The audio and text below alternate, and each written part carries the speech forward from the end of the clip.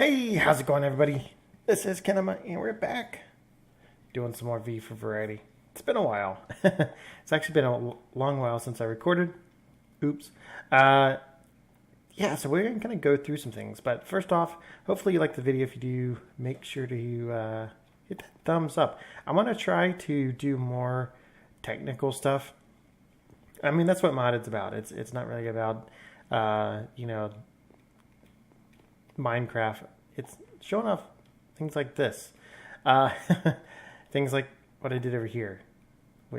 So as I've mentioned in some of my previous videos, I do want to move all this to a finalized base, get up more auto processing stuff set up, get it looking a little bit more cleaner, and in that base, if I need to craft something, it's going to be, ore processing between. Breaking it down in the dust to smelting things to processing stuff. It's all going to be done. I'm going to try to, if I need to make something, I'm going to try to do it automatic. It's going to take a lot of these crafters, especially since the main mod that I'm using for auto crafting is the refined storage. And there can probably be some other ways to do it too. So to get all of this stuff, maybe possibly all of this stuff, well, let's see, over to my new base, I needed to get there quick. So instead of taking one of those little portals to the end, taking it over to the new base, it did take a little bit, but I want to get away from these teleporter portals. I like these guys. So Ender.io introduced this a few versions ago. They've always had the travel anchors. So if we look at Ender.io stuff, they've always had these travel anchors. I've used them quite a lot. You can use these downs. You can actually paint them in a painting machine to look like any block. And basically, you can take this staff of traveling on your hotbar and aim at it, click, and then port to anywhere in your base. So if you have like a multi-tier base, you could, just teleport to it pretty instantly to where the anchors are. It's not bad. Well, this guy uses those travel anchors. It's a 3x3 structure. You have to make 9 of these telepad blocks. They're not horrible depending on your resources. Octadic capacitor takes a lot.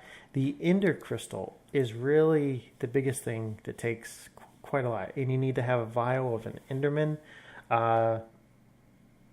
This fiber crystal's not too bad. You can use a diamond here too. It doesn't have to be an emerald. I don't think. I'm pretty sure you can use it. Pretty sure you can use it. So pretty easy to make this stuff. It's the fused quartz is just in your alloy smelter, smelled up some regular quartz. Not bad at all. So you make 9 of these blocks. Put them in a 3x3 pattern. You get this fancy little thing here. And what this does is you have multiple stuff. So if you click teleport,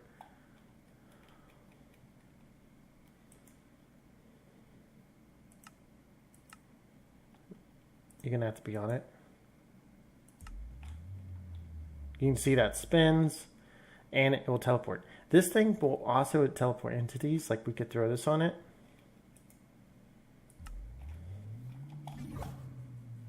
And it just teleported my bottle of water to my base. But it needs a couple of things. If we look here, it needs power, and it also needs Dew of the Void. Dew of the Void does get a little bit more costly because it's the nutrient distillation. Which all in all really is not horrible to make either. But these things, these grains are. Now, the grains are of,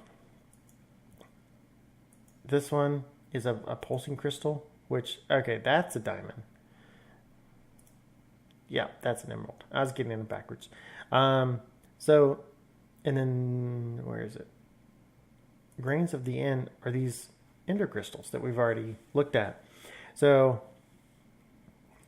I'm guessing you can probably automate this. by pumping XP into it. And I've talked to Digi about it a little bit. We'll see if we can get an automation process set up on making those energy crystals, break them down into this Dew of the Void. I have this hooked up to a tank for sitting beside it, and it's hooked up to this ender tank. So what I have done down here, I know, not organized, water going into a vat. The vat uses a couple of things. Do I have any? I think it will use meat. There's a couple different multipliers too, so you need to watch that to make a lot of it. I'm pretty sure it will use meat. Yep. So that's only 0.75. If you use like mob heads, they give you the most. I think, yes, I have some Enderman ones. We should probably have some creeper ones, some zombie ones. We got a lot. That's 1 point. Is it 2 or 1.5? So that gives you a pretty, I think it's 1.5. It gives you a pretty good multiplier. So this is making nutrient distillation, which is making up here, got tons of it. And this takes that nutrient distillation. And yeah, if I had this grains of the end right here, it'd be turning it over. Now I already have 10,000 millibuckets. So and this is what it looks like in a drum. I already have 10,000 millibuckets in here, and this tank holds what, like 32? Tank only holds 16,000. So I got quite a lot. Every time you teleport, like when we just teleported our water bottle, that used 50. So I have to watch that. Actually, yeah, let me cool down. But this is going to allow us to get back and from our base very easily. I have not set one up there to get back from the base. It's easy just to jump in the ender portal and you port right back at your bed. Or you can craft up one of these things. So I have all of these. If you're using cyclic, along with Ender.io, you can make a dial station. I set mine on it. It disappears if you set it here, so I wouldn't recommend setting it here. I want to try sitting it maybe beside it or something, but I'm going to have this telepad probably flat. So this is not too bad. I wouldn't mind if we break this.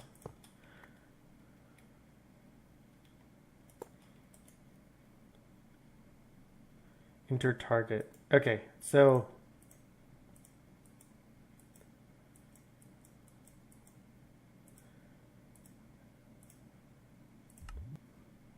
okay, so that actually still works. That's good to know that it doesn't have to be sitting directly on it. Now all my coordinates. I have them.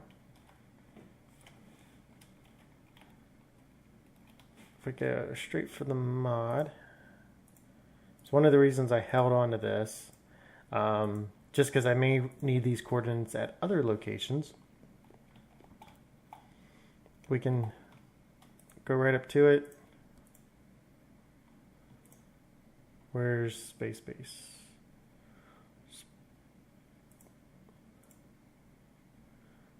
Can we actually, let's do this one first. Why not? Y'all haven't seen this yet, by the way. I should not talk about it.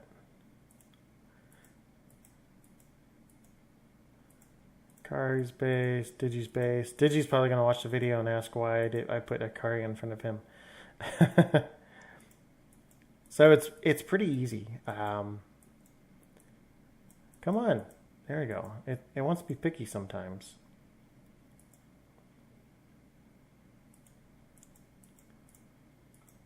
There we go. So we got everything. I'm not going to put the desert base back in there, but we have them all here. That is really good to know this works. So that way I don't have to sit it actually on the platform. So we just used 50 Dew of the Void there. Power, not too worried about. But let's go ahead and let's go to the space base. And we're here. So this goes to show you it is interdimensional. So we're able to spawn right into the end. I say space because it's all dark. Believe it or not, the end is actually light. If you look at our solar panels over here, 100% efficiency of solar panels. It's up all day long on the end, even with the dark skies. So I don't know if too many people knew that. I'm using these evasion obelisk, so no Endermen actually spawn on my island. When you first... Is that active? It is active. Charging? Why is it?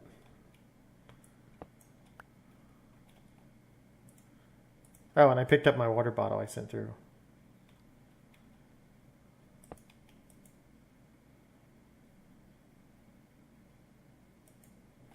Is that using that much power? I mean, I'm assuming...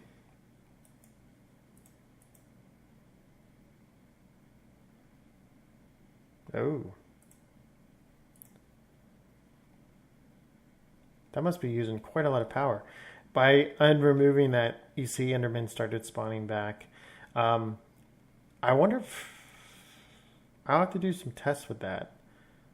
I mean, it says it's staying active. I mean, this side's good. I'm not gonna not gonna take that off. So yeah, so since the last time I was here, I've actually done... Probably see I've done a little bit of progress out here. I built this design at my desert base. I liked it so much I actually added some things to the outside, but I liked it kind of as a tunnel, using the chisels and bits. It came out looking pretty good, so I ended up making 3 of them, and I wanted to have a room here.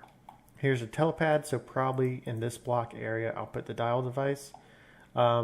It's not, won't be too bad that it sits in front of that. Or maybe I'll just put one on each side and put the same coordinates in both of them just for... No, I'll probably just put the one here. That's fine. But this is going to be kind of like my main processing little hub area. And then there's going to be offshoots, different locations. Are these gone now? They are gone. Did they despawn? Oh, no, they're still down there. Then there'll be offshoots for different mods, like Botania, other stuff. But eventually there is going to be a tunnel system in here that is also going to have, you know, lines from the cables, from the storage going through it. So this is what we did here. I don't know if... Did I have the other dialing device? I do not. Okay. I'll have to make the other dialing device and bring it out here. So everything I move out here, like I said, I want to get up auto processing. So I have 9 alloy smelters. These things are going to be set up, massively controlled by patterns. If I need glass, if I need things smelted, gold powder. You can see here, even though I may set up things to do it automatically, I may have some of the stuff. Well, I guess it's not needed. I'm going to have to be, you know, picky about what I go through here. But like I can have 3 of these. Like I could have all 3 of one row. Do all of your alloy for Ender IO, because some of this stuff, you know, energetic steel, or energetic alloy to the vibrant alloy. Some of these things actually take quite a lot to make. And you need to make this vibrant alloy. You actually need the energetic. So I could have, you know, this in one of them, this in another, and separate it to kind of even my flow of processing of things. So everything at the moment just gets deposited into this chest, which is pretty big. There's a multi-page here of the medium stuff. So everything, it should hold quite a lot. And then I can just put stack upgrades here to import everything back into the system. So for crafting, and you see I don't have too much here. I just brought in some of the stuff for testing. But eventually I'm going to bring all my storage, plug them right into here. All my devices, everything's going to go. And go. And then I'm going to clean up. I'm going to clean up the outside of here. This is just strictly kind of like a skeleton. Not literal skeleton, but I'm going to get all my processing in this building done. All my cables kind of the way I want it. Everything set up exactly the way I want it. And then I'm going to chisel and bits the hell out of this thing. This tunnel is nothing compared to what I'm going to do, like fancy stuff around the control panels, around the sides, archways. I want to have it look cool. I need some other ideas for some of these sidewalls because a lot of the stuff I want to have hidden. And I really wish they had the old elevator blocks and like that used to be in extra utilities. So I could go down here easily. I'm not sure to make a good way unless I just make like a secret entrance on this side down here to kind of go in through. I'm saving all the end stone that I mine out because I will probably build up the sides. And even when I start prettying up the end stone here, it's all going to probably be maybe a chiseled in bits end stone landscape. So yeah, so that's going to be a thing. But I need to get the processing stuff done first. So this is going to take me a while.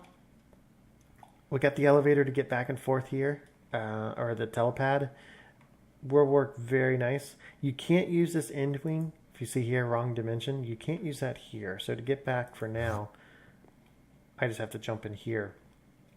If you look at the map, here's our main island. I'm actually way... Where am I?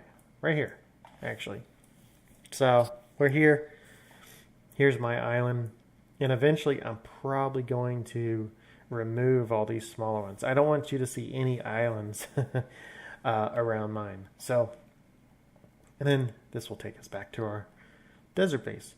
So eventually that pad will be hooked up, and I'll probably just strictly have the two, just because they're interdimensional, the two pads. I may put a third one in the, depending on production of the fluid, I may put a third one in the nether and hook that up somehow because I do want to work on like the nether hub or something and hook that up with each person's base. So if they're at the spawn portal, they can click on it and just instantly go back to their base. So, but that's going to do it for this episode. A lot of talking. If you want to hear more about this, I'm sure I'll talk about the other things in other episodes. Just make sure to subscribe and stay tuned for more and more technical stuff with Minecraft. So, yeah. That's going to do it. This has been Kinama, and I'll talk to you later.